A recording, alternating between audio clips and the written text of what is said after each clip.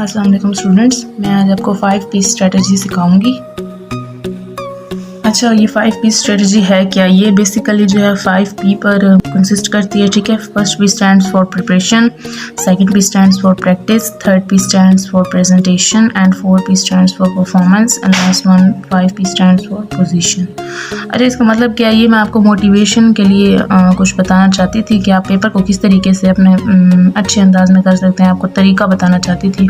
सबसे पहले आपने उसको प्रिपेयर करना है। जो आपने प्रिपेयर किया हुआ है अच्छे तरीके से उसकी एटलीस्ट 3 टाइम्स आपने उसकी प्रैक्टिस करनी है। उसके बाद आपने अपनी प्रेजेंटेशन के तरीके पर फोकस करना है कि आपके पेपर को किस तरीके से अच्छा प्रेजेंट किया गया है। उसके बाद आपने परफॉर्म करना है पेपर को। उसके बाद आप अपनी पोजीशन देखेंगे कि आप किस पोजीशन पर हों। ठीक है, ये बेसिकली मैं मोटिवेटिंग लेक्चर था, तो मैंने कहा आप लोगों को थोड़ा सा शेयर कर दूँ। ठीक है, आई होप आपको समझ आया होगा।